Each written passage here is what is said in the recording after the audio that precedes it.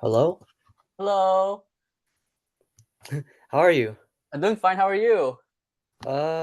Today's a really good day. Really good day. That's good. That's good. Yeah. Okay. I got my schedule for school though. Oh, you got your schedule for school? Yeah. Oh, Nothing's shoot. wrong with the first and second period like quarter, but like the third and Hello fourth quarter, there. I have two math classes. Oh, I see. I see. You should send me your schedule on Discord. Yeah. Yeah. Hey, Davi. Hey there, how are you Yeah. doing? I'm doing fine. How are you? I'm doing That alright makes right sense. now. Let's see. That's good. That's good. Hey, Rita. How are you? I'm good. How are you? I'm doing fine. Doing fine. Oh yeah, it's 1 a.m. over there for Davi. He's in Brazil right now. Yeah, for you. What the heck? That's crazy.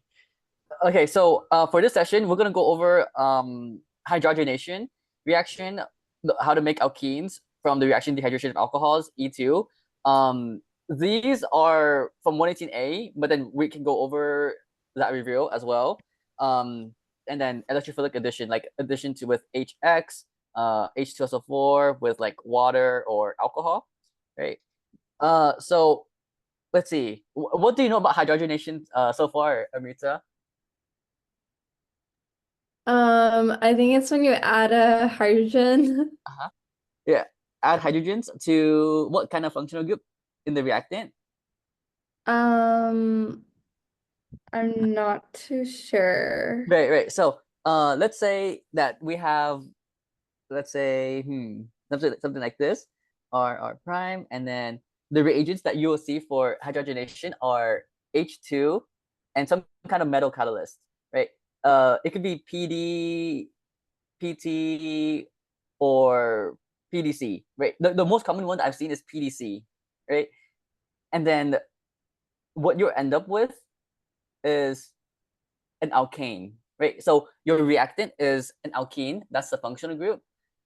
The product is going to end up with an alkane where you get rid of your double bond. And notice how both carbons of the double bond here only has one hydrogen on each carbon. In the product, those carbons gained a bond to hydrogen, right? Let's say these are the two new hydrogen bonds. Those two new hydrogen bonds are coming from this H2 right here, right? So an important thing about this reaction to remember is that this is a syn addition reaction. Does that sound familiar? Have you went over if a reaction is going to be syn addition or anti addition? Um, no, I don't think so. I think she like talked about anti-stereochemistry, but Oh yeah, anti-periplanar yeah, Sturgeon's yeah. for E2. Yeah, that's something else. That's something else. That's not Okay, okay. anti-addition, right? You guys haven't gotten there yet. No. Great. Okay, okay, that's good. So um, let's say that the hydrogens originally are going to be red, and then I'm going to color code these hydrogens on the reagent blue, right? Right here, right? Since it's syn addition, when the hydrogens attach onto the alkene, they have to attach on the same side. So if one of the blue hydrogens attach as a wedge, the other hydrogen has to also be a wedge, right? That forces the original hydrogens to be dashes, like that, right? On the product, you don't have to actually draw out these hydrogens because you could imply that they're invisible, right? But let's say your professor or Leibniz gives you something like this, right? Where on the reagent, she doesn't give you H2, but she gives you D2 PDC, right? D2 is an isotope of hydrogen. It's a deuterium ion, which is an isotope of hydrogen, right? So we know that this reaction is going to be syn addition, which means that when we draw in the deuterium onto the product, we can't leave it as invisible because it's not hydrogen, right? We can leave hydrogens as invisible, but deuterium we have to explicitly draw out. So let's say that we put the deuteriums as wedges, right? this deuterium is a wedge, that makes the other deuterium a wedge because this is syn addition. They attach on the same side, both wedges, right? That forces the other groups to be a dash. So this methyl group is going to be a dash, and then this ethyl group is going to be a dash, right? But this is not the only product it could form because the deuteriums could have been a dash instead, right? So we could have formed the enantiomer version of it as well, which is this version right here, right? Where the deuteriums could have been dashes, and then the R groups could have been wedges like that, right? And are you familiar with enantiomers, diastereomers, those stereoisomers from 118A? Does that sound familiar? It sounds familiar, but I like forgot all of it. Oh, right. So let me give you a quick rundown on those stereoisomer stuff that you need to know for 118B, right? Okay. Let's see. So, okay, so first let's go over chiral center. Do you know what it means to be a chiral center? For a carbon to be considered a chiral center? Does it mean it has like 3 different groups or 4 different? Four different groups, right? A carbon with 4 unique groups, 4 different groups, right? An example would be something like this. Right, where the starred carbon right here has 4 different groups. This isopropyl group, this hydrogen group, this ethyl group, and that methyl group, right? Those are 4 different groups, making that a chiral center, right? So now let's go over the difference between enantiomer and diastereomer. Right. So enantiomers would be if all chiral centers invert, right? Because in chiral centers we can assign them as either R or S. So if all the R's convert to S, and if all the S convert to R in the enantiomer, right? In diastereomers, some chiral centers invert, some stay the same, right? So what I mean by that is this right here. I'm going to draw in 2 enantiomers here. Let's say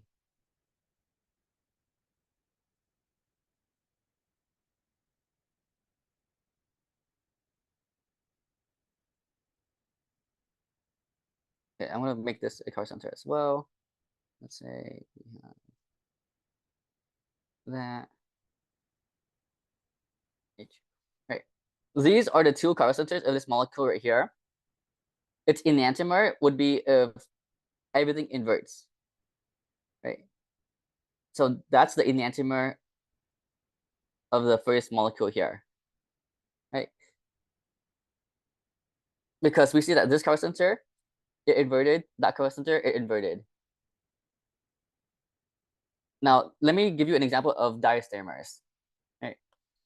Let's say that the first chiral center on the left inverted, but the chiral center on the right stays the same. So the hydrogen on the right will stay as a dash.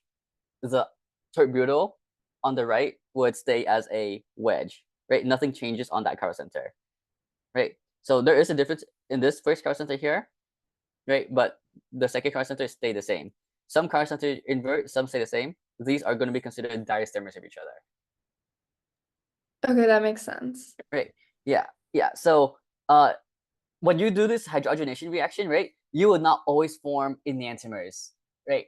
In this specific reactant here, we were able to form enantiomers because we started with an achiral molecule, right? This starting material here is achiral, right? There are no chiral centers at that starting material, right?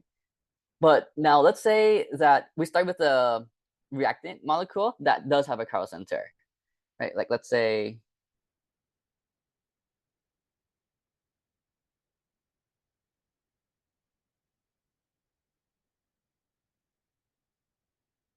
oh, wait.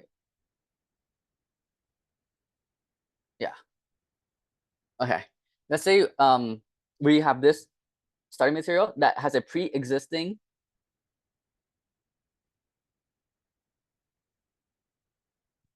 chiral center. Right, and let's react that with deuterium D2 PDC.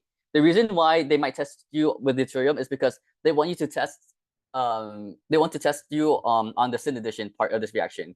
They want to know if you know that this reaction is going to do syn addition, where you add the deuteriums or hydrogens on the same side, right? Where the deuterium here, let's say it attaches on the dash, right? That deuterium is going to be a dash. That means the other deuterium is going to be a dash as well because of the syn addition.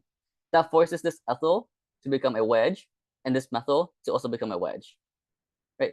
But there is another product here where the deuterium could have been a wedge and then the R groups could have been a dash. So let's make the deuteriums a wedge and let's make the R groups a dash, right? What is the relationship between these two groups right here? Are they enantiomers of each other or are they diastereomers of each other?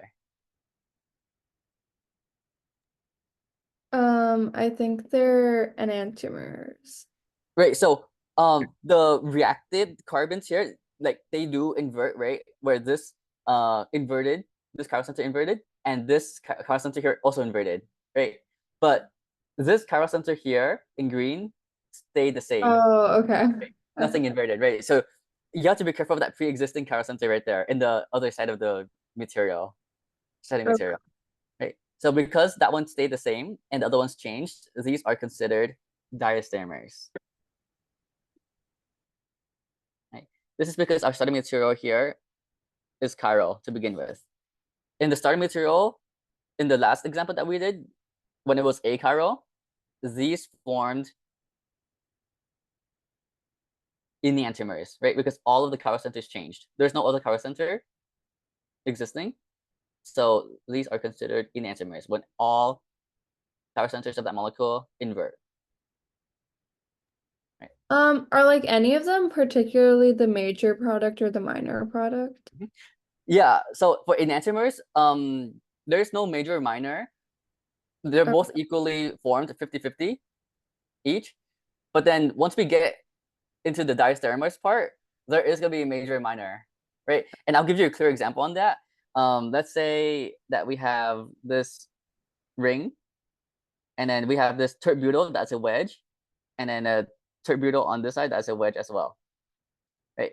And I haven't gone over the mechanism of this reaction yet, but I will go over it after this example problem. And let's say we reacted with DO2 PDC. Do you think deuterium will have an easier time attacking the top side of the molecule or the bottom side of the molecule? The bottom. Yeah, the bottom side, right? Because we see the top side is already occupied with bulky tert-butyl groups. Too much steric hindrance there, right? It's gonna not have a easy time going on the top side because there's groups blocking the way, right? So let me put ethyl group there, methyl group here, and let's say that the deuteriums are dashes, and then the groups that are there are wedges, right? And then the tert-butyl, since nothing reacted with those tert-butyl groups, they stay the same. They're unreacted, they stay the same. Nothing changes. Right? They could have attacked on the top side as well, the deuteriums, but it would have been harder, which is going to make this the minor product, the second one I'm drawing here, where the deuteriums attack on the top side. These are the minor products. Right? It looks counterintuitive because you notice how in this product here, the major one, the bulkiest groups are on the same side, and then in the minor product, the bulkiest groups are like separated from each other. That's kind of counterintuitive because in 1 A, we wanted the bulky group to be as far away from each other as possible to avoid steric hindrance. But for this reaction here, as the deuterium is going in to attack the alkene, it wants to approach the less sterically hindered side, which is the bottom side, right? And that would force these other groups here to pop up, right? So this looks weird because this material here looks like it does have more steric hindrance because these groups are on the top side, whereas the bulky groups here are on opposite sides, right? But this is minor because it's talking about the deuterium or hydrogen. Okay, so it's major because the deuterium, it's easier for it to attack. On the bottom side, right? Okay. On the Okay. bottom side to avoid these tributyl groups that were in the starting material to begin with, Okay. right? Okay. And that makes the groups here on the alkene go on the top side, I see.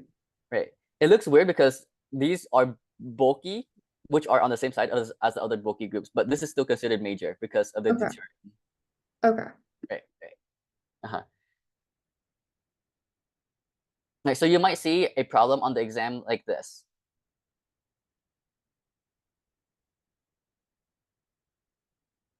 Right, and she might not give you deuterium. She might just give you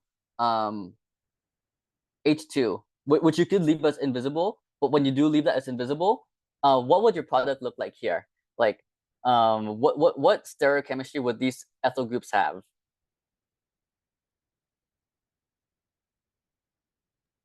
There would be an enantiomers, right? Right. So, let's say that the H2 wants to react with this alkene. Which side would the H2 prefer to attack? Would it prefer to attack the top side, or would it prefer to attack the bottom side? The bottom. Yeah, the bottom side, because we see that the top side has bulky groups interfering with it, and if it attacks on the bottom side, making them dashes, what would be the stereochemistry of these ethyl groups? Would they be dashes or wedges if the hydrogens are gonna go from the bottom side? It'd be wedges. Yeah, they'll be wedges, right? So when you predict the product, right, you would draw this as your answer in the box, making these ethyl groups wedges, right? I Because you see. know the hydrogens are dashes. Yeah, right. Even though it looks weird because it's going on the same side as the tributyl, this is the major products here, right? You can Okay. leave the hydrogens as invisible. Okay. Right. Okay. So the mechanism of this, I don't think she's gonna test you on it, but it is helpful to know like what's going on behind the scenes to help you remember this reaction more. There's 3 steps for this. The first one is when the H2 absorbs onto the metal catalyst. And I'll draw this out for you step by step. The second step is when the alkene starting material absorbs onto the metal and one hydrogen binds to the alkene. Right. The last step, the third step, is when the substrate or alkene binds to the second hydrogen of the H2 and then desorbs, goes away from the metal. Right. So let's say that this is our metal right here, palladium on carbon. Right. And then this is our H2 starting material. Right. The bonds between these two H's here are going to go onto that palladium. And this is the first step here, when the H2 absorbs onto the metal. Right. Now this palladium metal here is going to have a bond to the red hydrogen and another bond to the blue hydrogen. Right. The bond between the H's broke, and we made bonds between the metal and each individual hydrogen. Right. So now let's just bring in any kind of alkene here. Like let's say this alkene. Right. The second step is when one of the carbons would absorb onto the metal. So let's say this carbon here absorbs onto the metal. One of the hydrogens would attack the other side of the alkene, the other carbon, like that. Right. So this is what the alkene is absorbing onto that metal, and then one of the hydrogens attacks the other side of the alkene, giving you this intermediate here.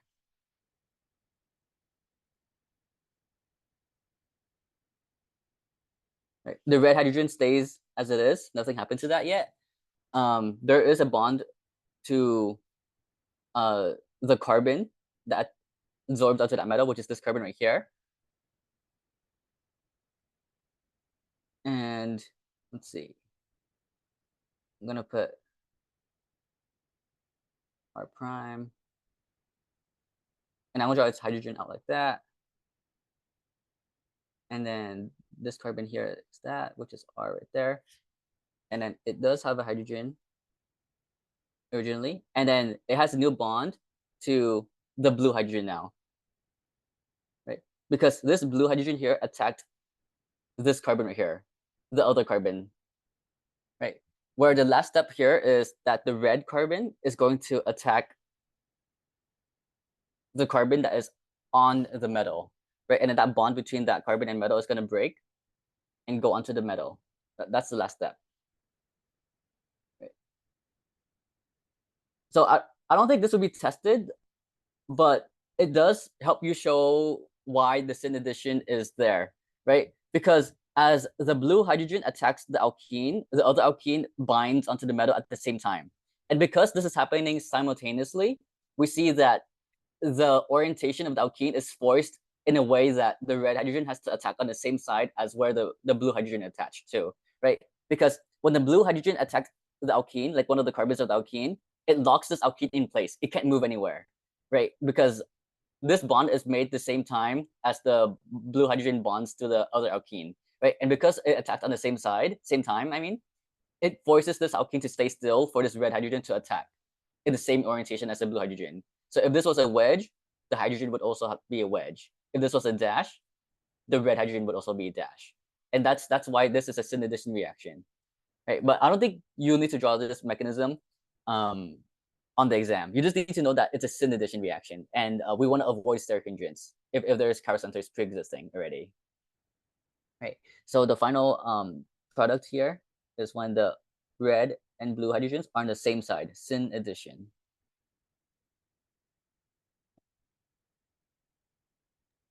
So syn addition basically means like both hydrogens will either be dashed or wedged, basically. Yeah, right. Okay. That's what syn addition means. They have to be Okay. on the same side, either both dashes or both wedges. Okay. Right. Okay, so that was catalytic hydrogenation. Right. The tricky part here is probably starting material with pre-existing chiral centers, right? Because if it does have pre-existing chiral centers, there is a major and minor products. And then you have to be careful here because you have to think about where does the deuterium or hydrogen wants to go to, and that would force the other groups to be on the opposite side, right? So that's probably the trickiest part of this reaction. That the reaction with a starting material that has chiral centers already.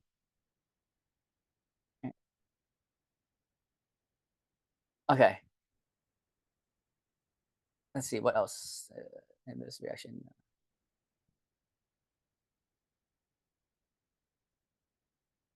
Okay, let's go over formation of alkenes.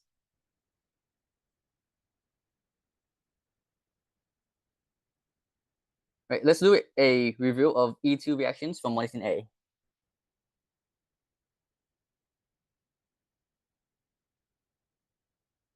Right, so in 118A, we saw elimination reactions created alkenes. Elimination reactions create alkenes. And these elimination reactions could be E2 or E1. Right, but let's focus on the E2 part first. Right.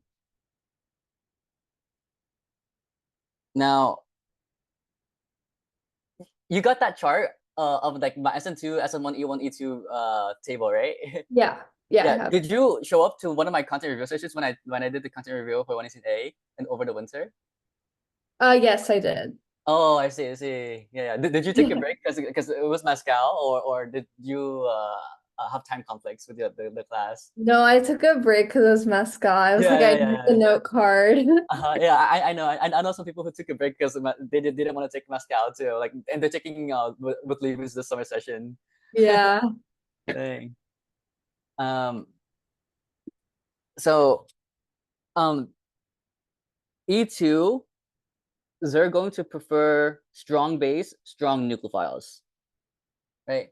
And the way that I like to think about strong base strong nucleophiles, instead of memorizing the whole list of things, you could put that in the note card as well. But to like know it without looking at the list is whenever you see a negative charge on an oxygen or nitrogen, right? If you look at that list, all the strong base strong nucleophiles are negative charges on oxygen or nitrogen, right?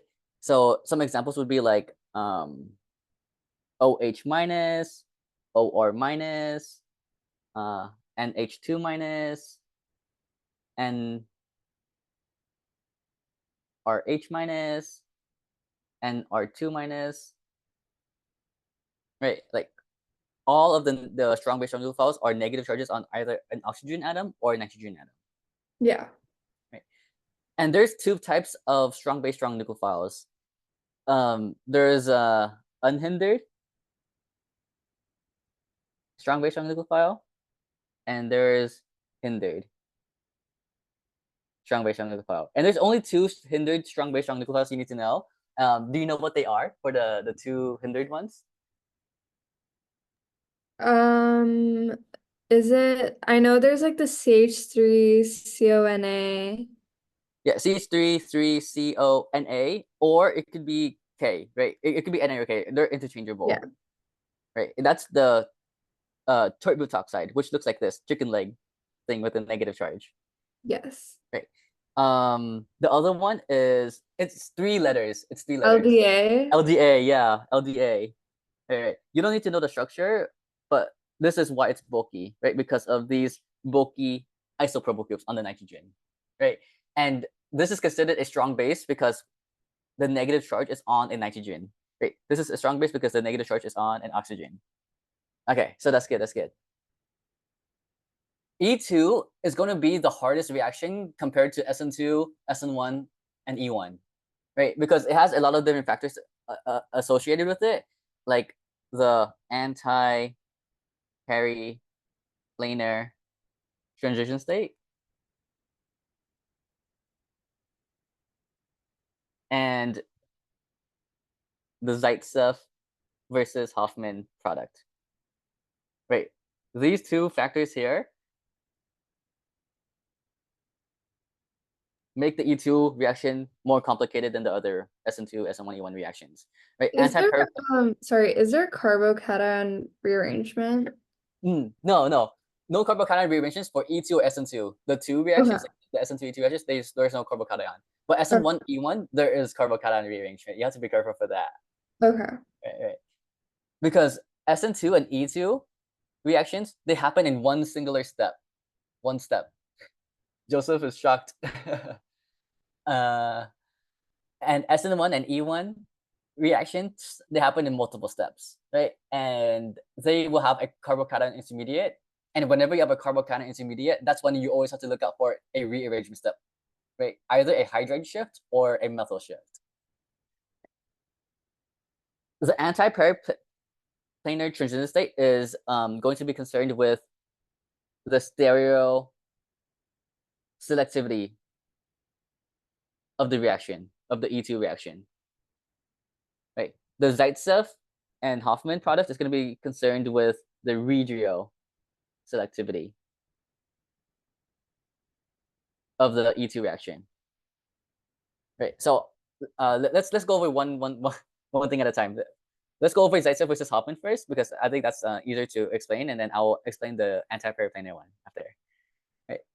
Let's say we have this reactant here with this good Levy group. I'm not going to introduce any stereochemistry yet. I'll do that when I go over anti-periplanar transition state. Right. So, are you familiar with the concept of good leaving groups and bad leaving groups? Yeah, somewhat.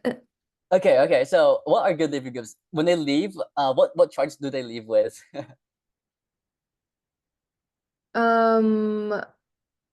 A positive charge. Right. So let's just say that the list leaving group here leaves, right?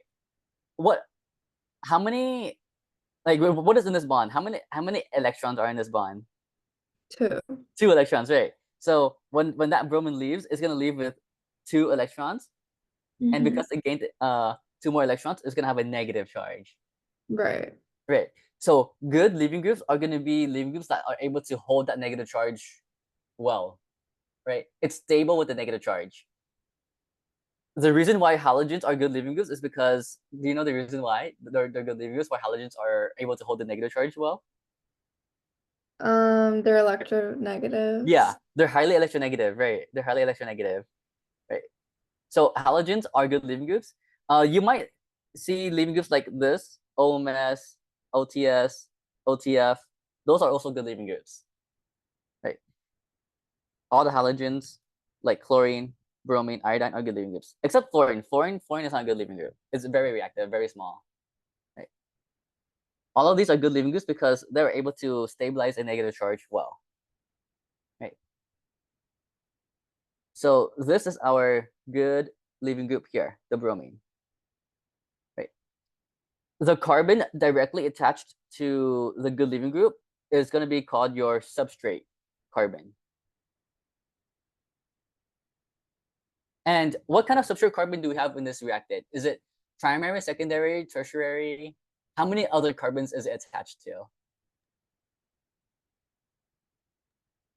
2 other carbons. Yeah, 2 other carbons, right? And that would make it a secondary substrate, right? 1 carbon away from the substrate carbon is going to be called the alpha carbon, right? So these carbons here are the alpha carbons because they're 1 carbon away from the substrate carbon. I'm going to draw out at least 1 alpha hydrogen for each alpha carbon, right? This is the alpha hydrogen. This is the alpha hydrogen. Now, let me give 2 reactions here from this starting material. Let's say the first one is going to be NaOCH3, and then the bottom one is CH3OH. Which one of these is going to be the nucleophile, and why? And which one is going to be the solvent? The bottom is gonna be the nucleophile. Right. Um, So nucleophiles, what charge do they tend to have? Nucleophiles. negative charge. Negative charge, right? Whenever you see a sodium Na or potassium K, what charge is that associated with? Positive. Positive charge, right? And because the sodium is positive charge, what does that make this oxygen? What charge does this oxygen have? Negative charge. Negative charge, right? So if we compare this OCH3 minus to this neutral CH3OH, which is a stronger nucleophile? The OCH3 minus. Yeah, the OCH3 minus, right? So the top one here is going to be the nucleophile, and the bottom one here is Oh, going to okay. be the solvent, right? And this solvent right here is not going to do anything in the reaction, right? It's not going to interfere with the reaction. It's just there to facilitate the reaction to happen. Right? Okay. Is this considered a strong base strong nucleophile? And if so, is it small or bulky? It's not bulky and it's strong base strong Yeah, nucleophile. not bulky, strong base strong nucleophile, right? And if it's not bulky, strong base strong nucleophile, it's gonna look for the most acidic hydrogen, which is one of the alpha hydrogens here, right? Are you familiar with alkene stability? Like the more substituted the alkene is, the more stable it is. Like a Yeah, like substituted alkene is yeah. more stable than a tri-substituted alkene. Yeah, right. So which one of these hydrogens, let's call this A and let's call this B, would get deprotonated to form the more stable alkene? The one on the left. Yeah, the one on the left, right? So this strong base here is going to grab that hydrogen on the left. The bond between the alpha carbon and the alpha hydrogen is going to shift to make a double bond there. And then we're going to kick out that leaving group at the same time. All of these 3 arrows happen simultaneously in E2 reaction. E2 reaction mechanism will have 3 arrows that happen simultaneously. The first arrow is when the base attacks the beta hydrogen. The second arrow is when we make the double bond. The third arrow is when we kick out the leaving group. Those 3 arrows happen at the same time for E2 reaction, right? And that would give you this double bond right there. and that's your major organic product. You also have a methanol that was formed. You have a Br minus that left. Those are side products. Right. Now let's say we use something like this.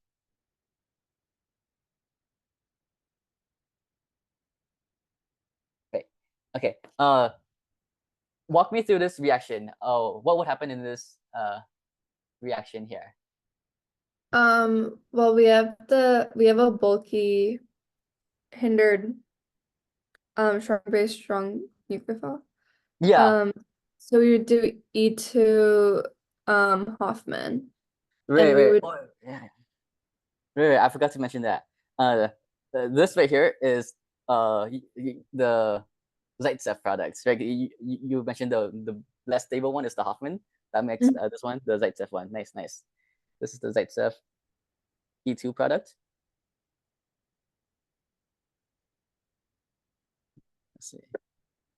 Yeah, so we do E2 Hoffman, and then we would get the alkene on the right side. Right. Grab that more substituted alkene, make the alkene on the right side, kick out that leaving group, form this less stable alkene here. Right. This bulky base, think of it as it still wants to grab the more substituted hydrogen because it still wants to form the more stable alkene.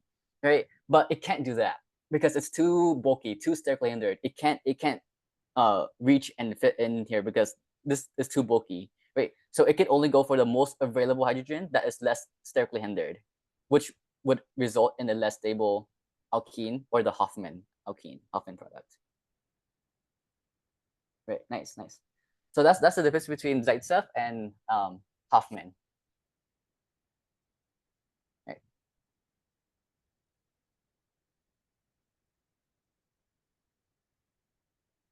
Okay.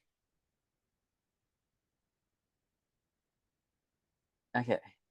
Now let's go over anti-periplanar. There's different scenarios for this.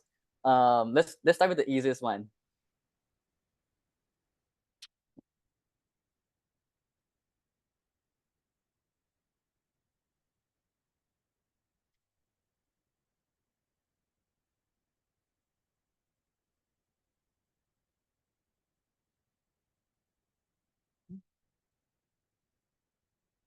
This, yep, that, and oh, so whenever I do these kind of reactions and I predict what kind of reaction it is, I always look at two important things. I look at what kind of substrate I have. Is it primary, secondary, or tertiary? And my type, the attacker. Like what's the attacker? Is it a strong base strong nucleophile? Is it a weak base strong nucleophile? Or is it a weak base weak nucleophile? Right. So what is the substrate in this reaction and what is the attacker in this reaction? Well, we have the OH minus, so that would be the nucleophile. Yeah, and Um, what kind of nucleophile? Strong, weak? Strong base, strong Uh-huh. nucleophile. Yeah, strong base strong And nucleophile. then And H2O would be the solvent. yeah, it will be the solvent, right? It's a weak thing because it's neutral. And whenever we have a strong base strong nucleophile, we have two types, bulky or non-bulky. This is non-bulky. Yeah, non-bulky, right? It's not one of those two bulky things, turbotoxide or LDA, right? Which means that it would go for the Zaitsev or Hoffman products. Zaitsev. Zaitsev, right, right, right. Okay, what is our substrate? What kind of substrate do we have? Haloalkene. Yeah, our reactant is a haloalkane. Not haloalkene, right? Because haloalkene would mean that we Okay. have an alkene. Haloalkyne is when we have an alkyne. Right. Haloalkane. And this is our good leaving group right here. Our substrate carbon is this carbon directly attached to the good leaving group. Right. And is this a primary, secondary, or tertiary substrate carbon? Secondary. Secondary, right. Where are the alpha carbons located at? There's one at the tertiary carbon, and then there's one at the primary. Wait, which primary? This primary or this primary? The one on the right. Right, the one on the right. Because the one on the left is a gamma carbon. This is alpha, beta, gamma. Right. If this methyl group is a wedge, that makes the hydrogen a dash. Right. So I'm gonna draw that out like this. Right. And I'm gonna draw out the 3 hydrogens on this right carbon as well. Right, 1 dash, 1 wedge, 1 flat. Which side does the small, strong base strong nucleophile want to attack? Left side or the right side? The left side. The left side, right? And then the anti-periplanetary transition state is gonna say that the alpha hydrogen, right?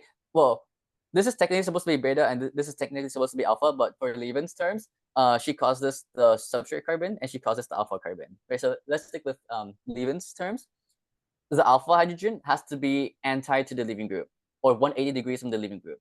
If the leaving group is a wedge, we want the alpha hydrogen to be the dash, which is opposite from each other, right? And if they're opposite from each other, the reaction can go through smoothly, right? This OH can attack that dash hydrogen, make a double bond there, kick out that leaving group to form this product here.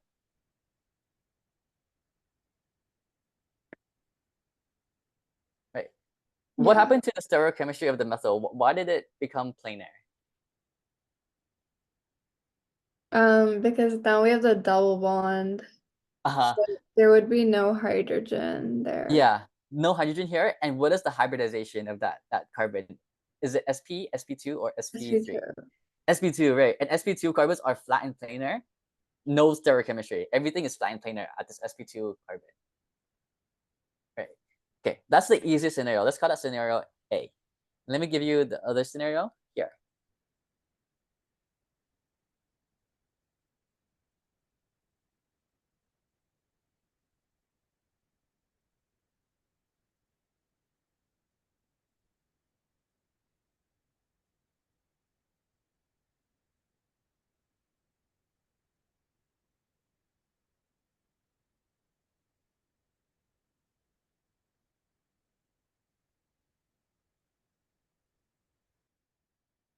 Okay, analyze this problem and then tell me your thought process on how to do this here. And then when you get stuck, let me know and then I can walk you through it.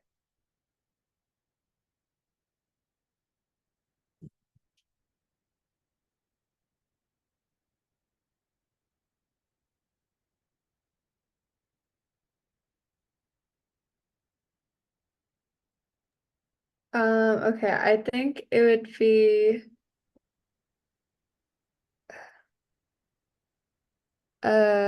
side stuff. Side stuff, right? Uh-huh.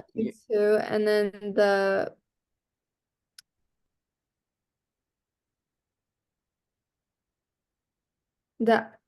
alkene would be made on the left side. Uh-huh. The left side here. Yeah, and then for this, and there'd be no, it'd be fully planar. Fully planar, like this. Yeah. Yeah, so that is what we are used to, right? But we have to be careful here. What is the stereochemistry? Is it wedge or dash hydrogen on this carbon right here? Dash. Dash, right? What's the problem?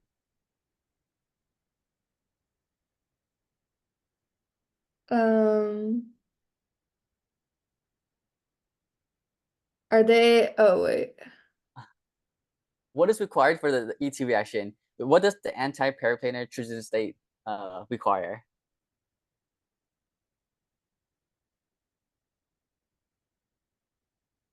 Oh, do they have to be, does the leaving group and the hydrogen need to be like opposite? Yeah, the leaving Okay. group and hydrogen has to be on opposite sides, right? Alpha hydrogen and leaving group, anti, opposite, right? In the first example, they were anti, so that's why we could go through the reaction smoothly. We don't have to do anything else. But in the second reaction here, they're not anti, right? This hydrogen is syn, same side as the leaving group, right? So Yeah. what we're gonna do to fix this problem is rotate this bond, sigma bond, between the substrate carbon and the alpha carbon that you want, right? Keep everything on this right side stationary. Keep it still, right? Don't change anything there. And then swap these two groups right here. Swap the ethyl group and the isopropyl group, right? So when we rotate it, the right side stays still. This is the bond that we're rotating between the substrate carbon and the alpha carbon. The ethyl group is now going to be down here, but it's now going to be a dash. The isopropyl group is now going to be planar like that, right? So when we swap groups like that, make sure that when you swap it, you invert one of the stereochemistry, right? Because the study material here was a wedge, we're going to invert that wedge into a dash like that, right? But this is no longer the isopropyl group. This is the ethyl group that's up here. The isopropyl group is now on where the ethyl group was, which is flat and planar. Right. The reason why we do this inversion is because we want to maintain the RNS stereochemistry. Are you familiar with assigning RNS to chiral centers? Yeah. Yeah. So what would be the R and S of this chiral center here? Let's say this is the pink chiral center.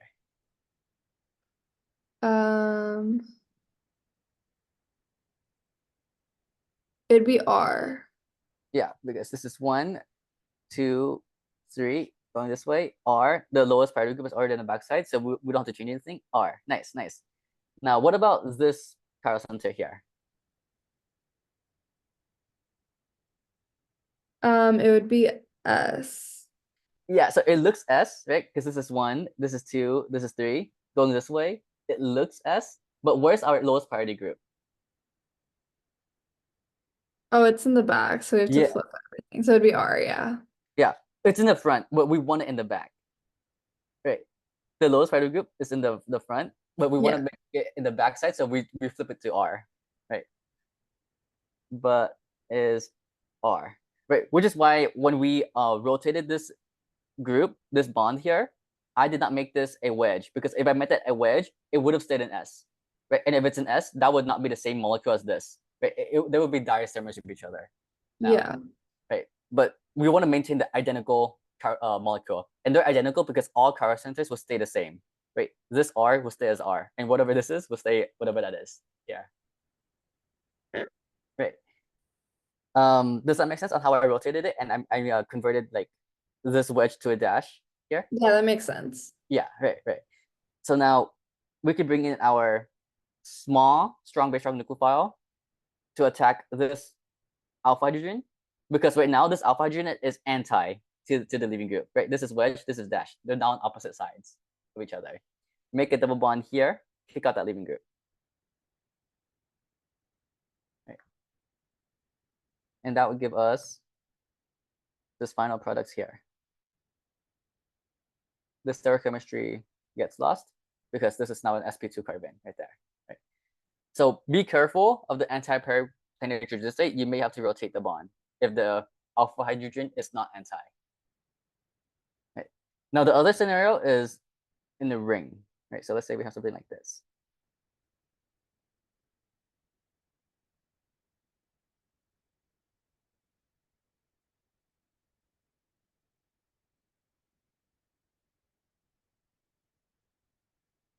Okay. What's your thought process on this problem here?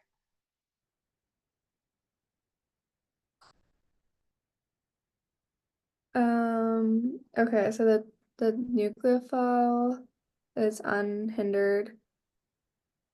So it should Strong be, base, strong nucleophile. yeah, it should be an E2 side sub. Yep.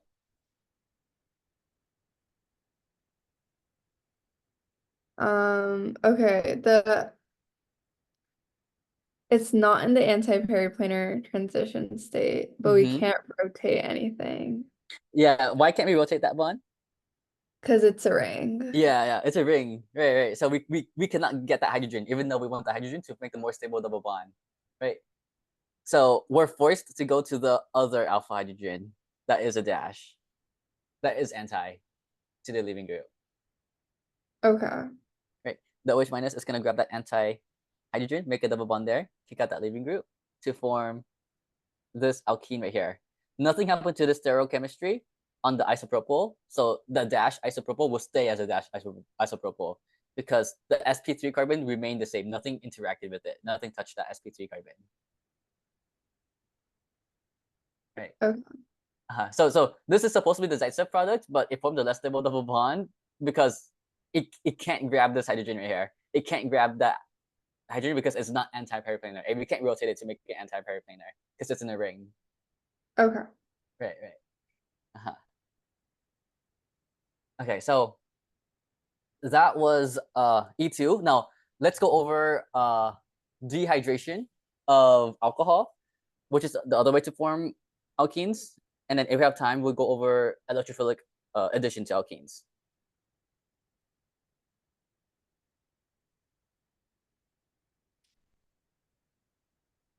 I'm gonna give you a chart here. This is alcohol. You can have a primary alcohol, secondary alcohol, tertiary alcohol. If you have low temperature, and then Leibniz will give you like the values of what she considers low temperature, what she considers high temperature, because each professor is different. I'll look at her lecture notes and see and tell you guys what it is, and either during the next office hours or our next private sessions. Right, but here's the low temperature. Here's the high temperature. This is going to react with H2SO4 and some kind of heat, right? Like the heat is going to be represented by the temperature, like 135 degrees Celsius, 180 degrees Celsius.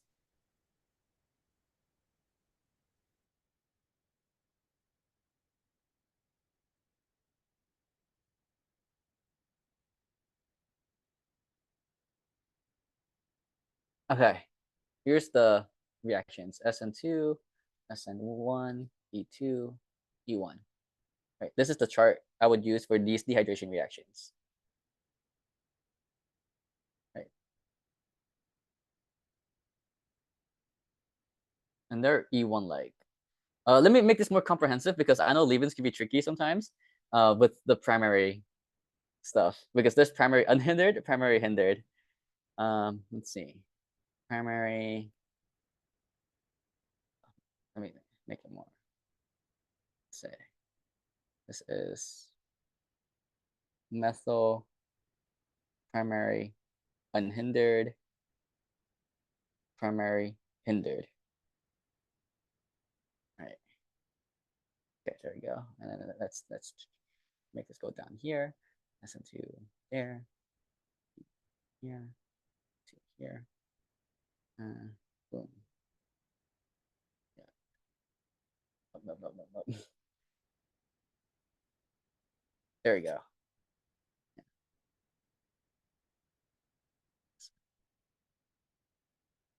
Well, I don't think she'll be that tricky for this kind of reaction. That was more for the SN1 E2 reactions, but you never know for Leibniz. So let's just make sure we get it now in case it shows up on the exam.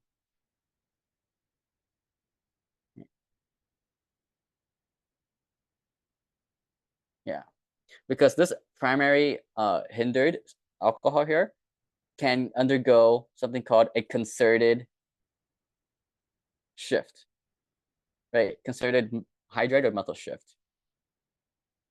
Let me concerted hydride, and that's the most complicated example. We'll do that example last. We'll do the more common ones first. Okay, so let's say we have this alcohol right here, and then we react this with H2SO4 and what she considers to be high temperature. Right, high temperature. She's going to give you a value for that. Whenever you see H2SO4, think of that as a strong acid. Right, it's going to look for the most basic atom, which in this case, the most basic atom is the oxygen. So in the mechanism, the first step is an acid-base reaction. The oxygen is going to get protonated and convert a bad leaving group into a good leaving group, right? Because this OH here by itself is considered a bad leaving group. Once we protonated it though, it got converted into a good leaving group because when it leaves, it's going to be stable because it's going to leave as water, right? So first, let's figure out what kind of alcohol this is. Is this a methyl alcohol, primary unhindered alcohol, primary hindered alcohol, secondary alcohol, or tertiary alcohol, right? What is the carbon, like how many other carbons is the carbon attached to the alcohol attached to? It's a secondary alcohol. Yeah, secondary alcohol, right? And if you look at the table here, a secondary alcohol in high temperature is going to give you an E1-like reaction, right? Yeah. And in SN1E1 reactions, how do we form the carbocation, right? Let's say we have a good leaving group already. What's the first step in SN1E1 reactions?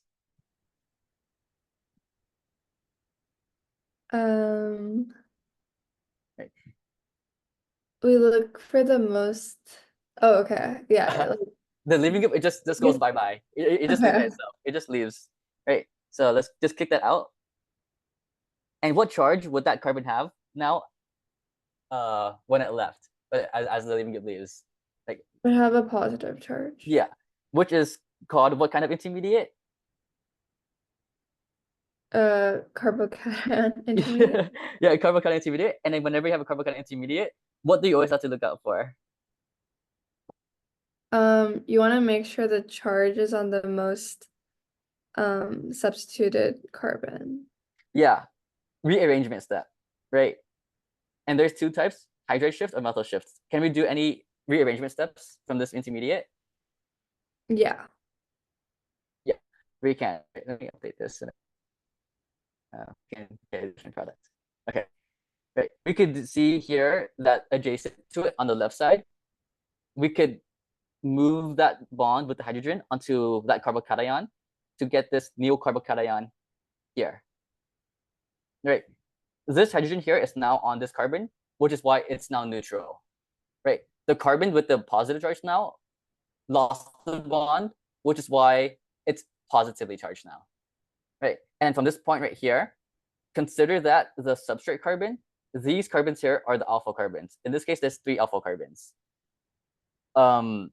I'm going to draw out the most substituted alpha hydrogen because that's the one we're interested in to make the more stable double bond, right?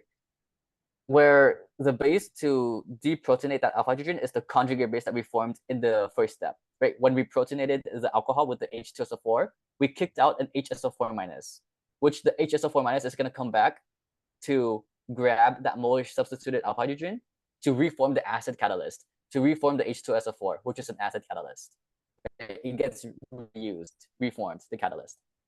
And that would form this more stable double bond right here, right? And H2SO4 gets reformed. And then water left as a side product from that step, water left. Right. So that's dehydration. That's the most common reaction that you see for forming alkenes with dehydration. We can go over more examples with other kind of like scenarios here with this like primary hindered one here. That's a tricky one. Next time, tomorrow night or something. Any questions on this? No, I'm good. Thank you. Yes, good. That's good. Let me give you a problem to work with, and you walk me through the mechanism and what happens at each step. Right? You can screenshot this and then use it as a guide. Okay. Let me give you this here.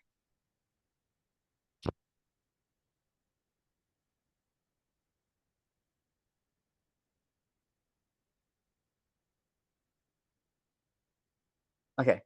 What's the first step? Well, Okay. first, yeah, what kind of reaction would this be? It's at high temperature, so it would be. Oh, wait, can I see the. Oh, okay, it's a secondary alcohol, so it'd be E1. Yeah, E1-like, right. But in all these E1, SN2, E2, SN1 reactions, they require a good leaving group. How can we create a good leaving group? Because right now we have a bad leaving group. The OH would take one of the hydrogens to make H2O, and it would leave.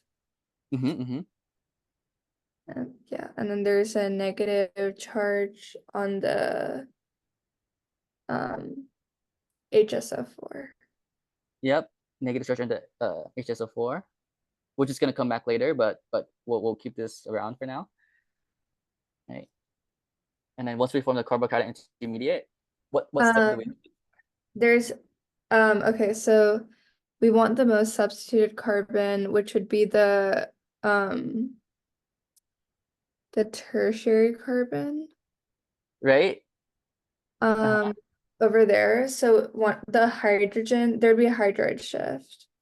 Are there any hydrogens on this Oh carbon? wait, there's no hydrogen. So we do a methyl shift. Yeah, a methyl shift, right? Any methyl is gonna shift over there. This looks cursed, but that's gonna happen, right? Where that methyl group shifted, right?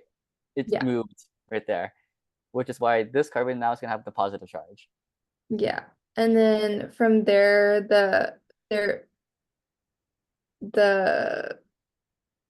okay, one sec.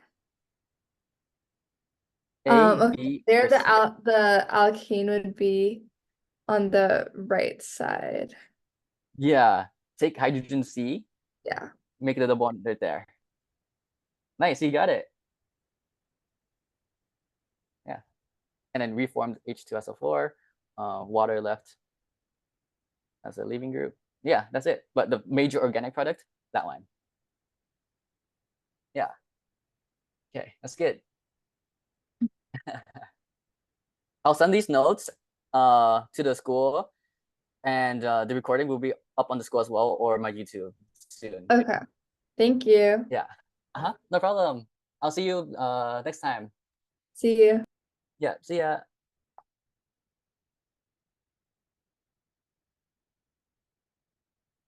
Hey, Alessandra. Hey, Katia. How are you? Hi. Hi. Oh, was that helpful? Like, when you were listening along, like, did that make sense? Were you able to follow through with for Chem Scene B? Oh yeah, it was a good review. That's good. That's good. Yeah, yeah. Yeah. So my office hours are done for tonight. But if you have any questions or you want to go over anything, text me the topics, and then I'll go over them for tomorrow's office hours as well. Okay, thank you. Yeah, no problem. Good luck. Bye. Bye. Yeah. Hey Ryan, hey Davi. Yeah, today there were like a lot of OChem questions, so we couldn't talk about like Gen Chem or OChem stuff, but we'll talk about that in the future when like the office hours are not as busy, or when you guys take OChem or Yeah, Gen Chem. that's okay. Yeah, things are right. I got AP Chem next semester, so it's like January. Oh, okay. That's good. That's good. So then we could work on that when you take AP Chem. Yep. Yeah. And then Davi, were you able to listen along? Were you able to learn something new today? Well, something I guess about about the most basic stuff about the hydrogenate of the stuff, you know. That's Yeah. what I was able to understand. That's good. That's good. That's good. That's good that you are able to get something out of this. Yeah. Hey. Dang, well, it's 2 a.m. over there for you. What are you doing? I'm doing you're learning alright AP right now. You're I learning really chemistry. want to sleep right now. No, you're not sleepy right now? Yeah, I'm feeling very sleepy right now. Oh, you're feeling very sleepy right now? So are you gonna go sleep after this, or are you gonna do something after this? I'm going to sleep after this. Okay. Yeah. Because it's summer for you, right? Like you don't have school yet, or winter for you. I mean, winter. Yeah, it's winter for me. Winter. Yeah. The first day of school starts in 3 days. Starts in 3 days, August 15th. Oh, you shoot. Yeah. Send me your schedule. I'll check it out later. Okay. Yeah, and then we'll catch up there. Okay, I'll see you guys next time, Brian, Davi. Thank All you. right. Yeah. Good night. Good Bye-bye. night. Good night. Bye. Bye. Next time. See you next time. See you too. See ya.